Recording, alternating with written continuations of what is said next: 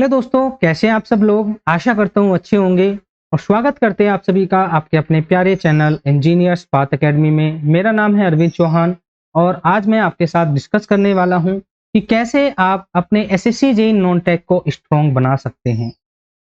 कैसे आप अपने एसएससी जेईई नॉन टेक को स्ट्रॉन्ग बना सकते हैं कि आप यहाँ पे 80 मार्क्स गेन कर लें। देखो, बोलना बहुत आसान है बट करना उतना ही मुश्किल है। अगर आप बिना स्ट्रैटेजी, बिना प्लानिंग के चीज़ों को करेंगे तो आपको टाइम बहुत ज़्यादा लगेगा और उतना आपको आउटपुट नहीं मिलने वाला है। तो आपने इफ़ेक्टिव स्टडी करनी है, सोर्स क्या रहेगा, कितना पढ़ना है, इन सभी चीज़ों की आज हम बात करेंगे। तो चलिए स्टार्ट करते हैं और जानेंगे कि कैसे आप अपने एसएससी जेईई नॉन टेक को स्ट्रॉन्ग कर सकते हैं। यहाँ पे हम सबसे पहले बात करते हैं सिलेबस की। तो देखो दोस्तों, एसएससी जेईई में नॉन टेक 100 मार्क्स का पूछा जाता है, ये आप सभी जानते हैं। इन 100 मार्क्स में से 50 मार्क्स का रीजनिंग आता है और 50 मार्क्स का जीके जीएस पूछा जाता है। सबसे पहले बात करें रीजनिंग का, तो लास्ट टाइम मैंने कुछ स्टूडेंट को ऐसा देखा कि उनके बहुत कम मार्क्स थे रीजनिंग में, 30 से 35 मार्क्स थे। कारण ये था कि उन्होंने लास्ट के 10-12 दिन ही रीजनिंग को दिए थे, मतलब 10 से 12 घंटे में रीजनिंग की थी। तो आप समझ सकते हैं, रीजनिंग जो कि 50 नंबर देगा उसको आप सिर्फ 10 से 12 घंटे दे रहे हैं या 15 घंटे दे रहे हैं, तो ये जस्टिफाइड नहीं है। आपने इसको प्रॉपर टाइम देना है, बिकॉज रीजनिंग मार्क्स देने के लिए बना है। आप इसमें चाहे तो 50 में से 50 भी ला सकते हैं अगर आपकी मेहनत अच्छी है, आपकी पकड़ अच्छी है। और अगर आपने इस पे पकड़ लूज की तो आप 25 से 30 पे ही लटक जाएंगे। और ये ऐसा सब्जेक्ट है कि मैक्सिमम बच्चे इसमें स्कोर अच्छा करते हैं। तो ये तो आपने अच्छा रखना है। अच्छा रखने के लिए आपने क्या करना है, सोर्स क्या रहेगा, कितना पढ़ना है। तो देखिए, रीजनिंग का सिलेबस कन्फाइंड है, जितना सिलेबस दिया है उसी से क्वेश्चन पूछे जाते हैं। जैसे कि नंबर सीरीज है, सबसे ज़्यादा उससे पूछे जाते हैं। तो इसके लिए आपने डेली 1 घंटा की प्रैक्टिस करनी है। 1 घंटा प्रैक्टिस करनी है दोस्तों, 1 आवर्स। प्रैक्टिस कैसे करनी है, यूट्यूब से आपने नहीं करना बिल्कुल भी। भाई, हम बच्चे नहीं हैं, बच्चे का मतलब हम आर्ट बैकग्राउंड से नहीं हैं, हम हैं इंजीनियर्स। और अगर इंजीनियर्स के साथ रीजनिंग में कोई प्रॉब्लम है तो फिर इंजीनियर कहलाना गलत बात है। आप इंजीनियर्स हैं और अगर आपकी रीजनिंग भी स्ट्रॉन्ग नहीं है दोस्तों, तो ये तो बहुत गलत बात है। यूट्यूब का सहारा लेना छोड़ दीजिए रीजनिंग के लिए। क्यों? क्योंकि आप 1 से 2 घंटा यूट्यूब पे देंगे, फिर भी आपने खुद से ही प्रैक्टिस करनी है। जब तक आप खुद से प्रैक्टिस नहीं करेंगे, तब तक रीजनिंग आपकी नहीं बनने वाली। उसके लिए आप सिंपली कोई भी बुक ले सकते हैं, उसके क्वेश्चन लगा सकते हैं। और बेस्ट तरीका ये रहेगा कि आप एसएससी जेईई 2022, 21, 20 एंड 19 के ये 4 साल के पेपर डाउनलोड करके इनके क्वेश्चन लगाओ, प्लस साथ में आपने एसएससी सीजीएल के भी क्वेश्चन लगाने हैं। एसएससी सीजीएल के क्वेश्चन भी लगाने हैं और कम से कम डेली 1 घंटा प्रैक्टिस करनी है। और 1 घंटे में कम से कम दोस्तों आपने 60 क्वेश्चन लगाने हैं डेली। 1 घंटे में मतलब 1 मिनट 1 क्वेश्चन को। धीरे धीरे ये टाइमिंग आपकी कम होती रहेगी और आप एग्जाम में 40 मिनट में 50 क्वेश्चन बड़े आराम से लगा देंगे। ये तभी पॉसिबल हो पाएगा अगर आप अच्छे से क्वेश्चन की प्रैक्टिस करके जाएंगे, बिकॉज अब पहले वाले क्वेश्चन नहीं आते हैं। अब आप देखेंगे रीजनिंग में बहुत लेंथी क्वेश्चन आते हैं, बहुत ही ट्रिकी क्वेश्चन आते हैं। तो उसके लिए आपने अपने माइंड को अच्छे से शार्प रखना है रीजनिंग के लिए। तो रीजनिंग में आपने टारगेट रखना है 45 आउट ऑफ 50, मतलब 50 में से 45 का आपने टारगेट रखना है और आप बड़े आराम से 40 से 42 मार्क्स यहाँ पे अचीव कर सकते हैं। उसके बाद बात करें जीके एंड जीएस की, तो देखो दोस्तों, जीके जीएस इसका सिलेबस बहुत वास्ट है इसको अगर आपको 10 साल भी दे दिया जाए तो भी आप इसको कंप्लीट नहीं कर सकते हैं। जीके जीएस बहुत वास्ट है, इसका कोई दोस्तों किनारा नहीं है। तो इसको कैसे करना है, इसके लिए भी आपने सिंपल एक काम करना है। अगर आप खुद से प्रैक्टिस करना चाहते हैं, खुद से चीज़ों को करना चाहते हैं, तो उसके लिए मैं आपको बता रहा हूँ, आपने एसएससी जेईई के 10 साल के पेपर उठाने हैं। पूरा दिन इनमें आपने देना है, पूरा दिन मतलब एक दिन आपने पूरा इसको एनालाइज करने में देना है, 7 से 8 घंटे। एक शॉर्ट नोट्स बनाना है और पर्टिकुलर टॉपिक से, इंडिविजुअल टॉपिक से कितने कितने क्वेश्चन पूछे हैं और कैसे हिसाब के क्वेश्चन पूछे हैं वे लिख लेने हैं। आपको पूरा आइडिया लग जाएगा कि क्वेश्चन कहाँ से पूछे जा रहे हैं और नंबर ऑफ क्वेश्चन कितने कितने पूछे जा रहे हैं। अब यहाँ पे मैं बात करता हूँ, यूजुअली यहाँ पे हिस्ट्री से 4 से 5 क्वेश्चन पूछे जाते हैं, पॉलिटी से सेम नंबर ऑफ क्वेश्चन पूछे जाते हैं, 4 से 5 या कभी कभी 6 भी पूछ लेता है। इकोनॉमिक्स से बहुत कम क्वेश्चन पूछे जाते हैं, 1 से 2 क्वेश्चन पूछा जाता है। और बात करें दोस्तों साइंस, साइंस से 15 से 16 मार्क्स के क्वेश्चन पूछे जाते हैं। और सेकंड इंपॉर्टेंट आएगा आपका ज्योग्राफी, ज्योग्राफी से 6 से 7 क्वेश्चन पूछे जाते हैं। एंड फिर आएगा आपका करंट अफेयर,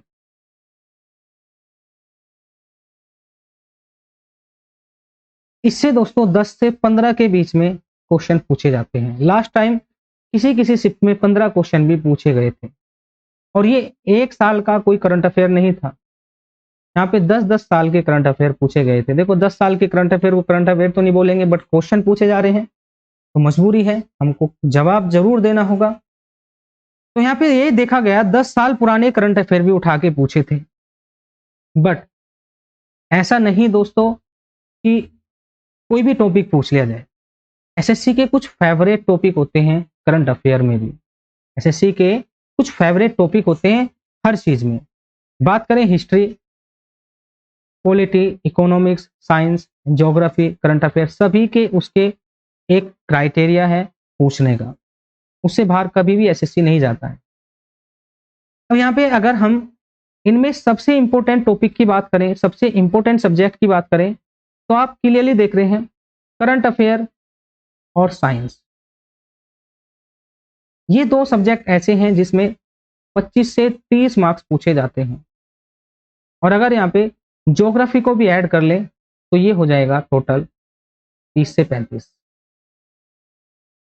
तो आप समझ सकते हैं 30 से 35 मार्क्स इन 3 सब्जेक्ट से पूछे जा रहे हैं आउट ऑफ 50, और बाकी के 10 मार्क्स इन तीनों से पूछे जाते हैं।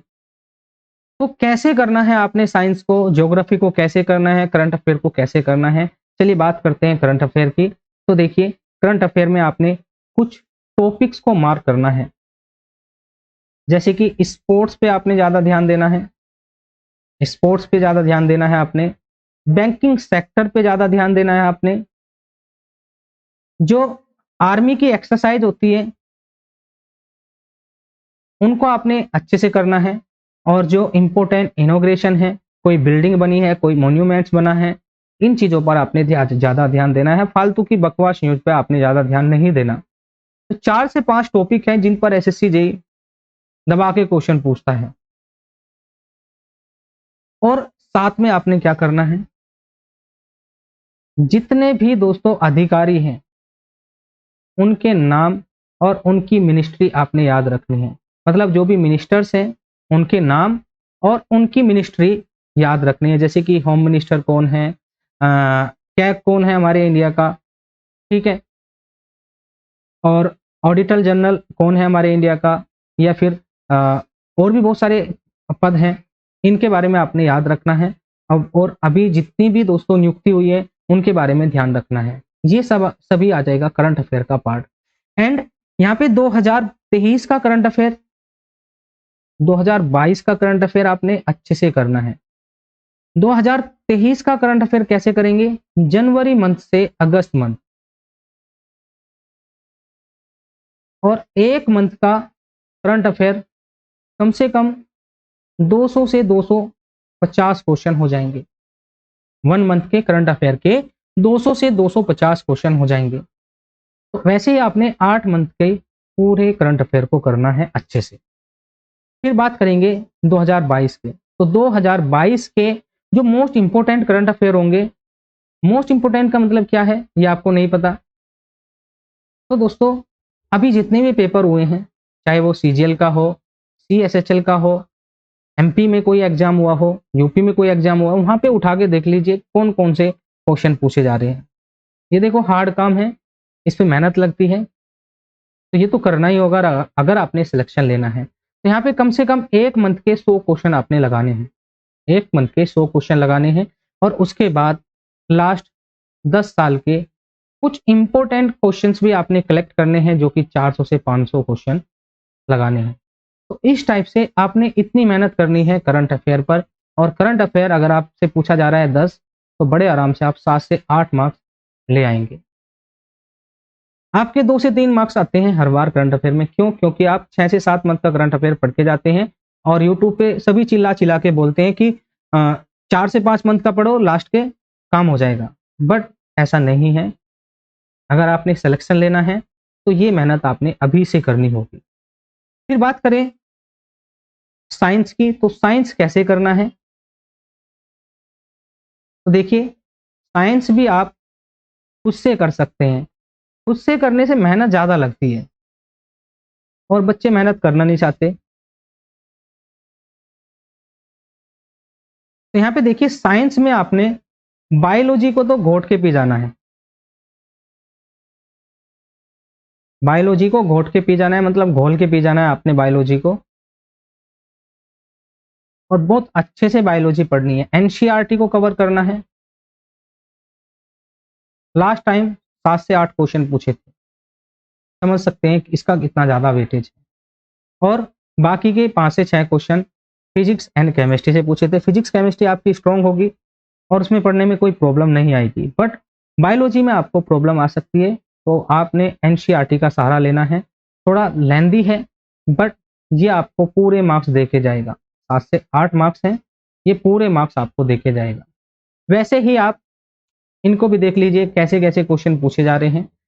और अगर आप ये मेहनत से बचना चाहते हैं कि कहाँ से हमने डेटा कलेक्ट करना है, कितना पढ़ना है, क्या पढ़ना है, जिससे कि हमारा सिलेक्शन हो जाए, अच्छे से हम मार्क्स ले आए, तो उसके लिए दोस्तों आपने सिंपली इंजीनियर्स पाथ एकेडमी की एप्लीकेशन को डाउनलोड करना है। मैं बार बार बोलता हूँ आपसे, देखो पैसों की कोई बात नहीं है। फीस हमने इतना कम रखा है कि आप उतनी फीस में आप एक शर्ट भी नहीं ला सकते हैं। हमने फी रखा है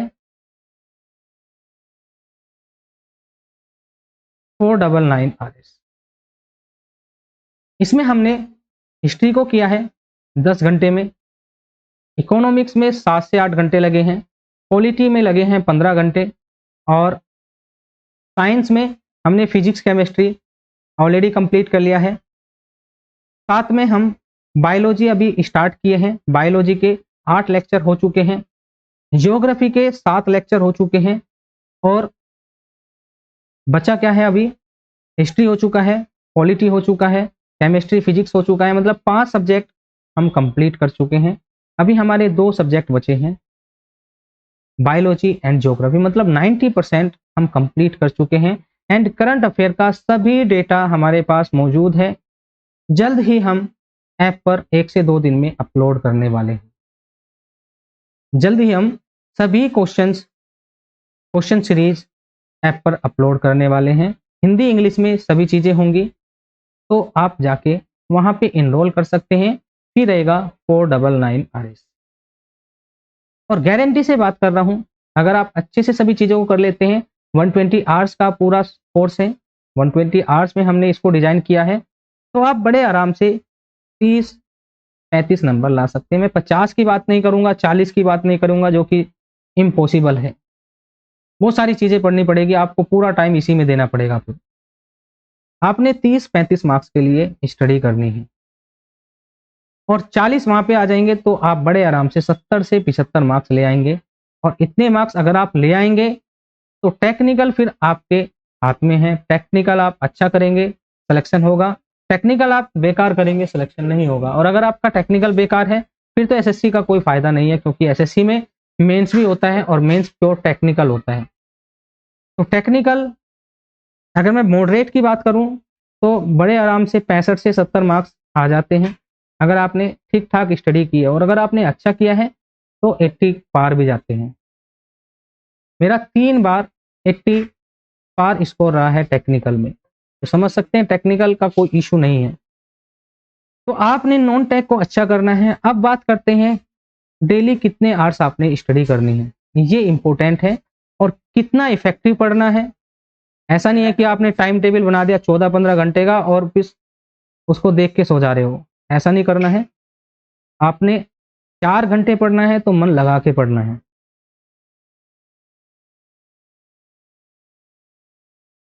क्योंकि ये एग्जाम है, ऐसा एग्जाम है जिसमें ईएससी के इंटरव्यू से बाहर हुए लड़के भी पेपर देते हैं। अभी मैं एमपीएससी ए के लिए पढ़ा रहा हूँ, तो वहाँ पे कुछ स्टूडेंट ऐसे हैं जो एसएससी जेई के लिए बहुत ज़्यादा एक्साइटेड हैं। तो याद रखना है, आपका कंपटीशन डिप्लोमा वालों से नहीं है, आपका कंपटीशन उन स्टूडेंट से है जो कि ऑलरेडी ए एग्जाम की तैयारी कर रहे हैं या फिर क्रैक करके इंटरव्यू से बाहर हुए हैं। ऐसे स्टूडेंट से आपका कंपटीशन है। बात करते हैं दोस्तों, आपने कम से कम 1 घंटा देना है साइंस को, 1 घंटा आपने देना है रीजनिंग को, कम से कम आपने 1 घंटा देना है करंट अफेयर को, और 1 घंटा देना है अपने बाकी हिस्ट्री ज्योग्राफी को। तो 4 घंटे आपने सिर्फ और सिर्फ नॉन टेक पढ़ना है। बट फिर आप कहेंगे कि 4 घंटे तो आज तक नहीं पढ़े हम नॉन टेक को, तो आज तक आप देख लीजिए कितने नंबर नॉन टेक में लाए हैं। 100 मार्क्स का नॉन टेक पूछा जाता है, 100 मार्क्स का टेक्निकल पूछा जाता है, फिर भी आप इन दोनों में फर्क करते हैं।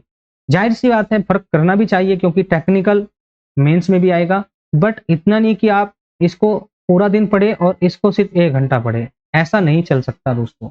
आपने इसको 4 घंटे जरूर देने होंगे, और बाकी के 5 से 6 घंटे, अगर 10 घंटे आप पढ़ते हैं और 10 घंटे से कम में काम नहीं चलेगा, वो आपने टेक्निकल को देना होगा। तो चलिए मिलते हैं नेक्स्ट वीडियो लेक्चर में। थैंक यू फॉर वॉचिंग, और आशा करता हूं कि आपका एग्जाम अच्छा जाए इस बार और आप अच्छे से सेलेक्ट हो। जो इस वीडियो को देख रहा है उसका सिलेक्शन पक्का हो, जिससे कि हमें खुशी हो। तो चलिए मिलते हैं नेक्स्ट वीडियो लेक्चर में। Thank you for watching. आपका दिन शुभ।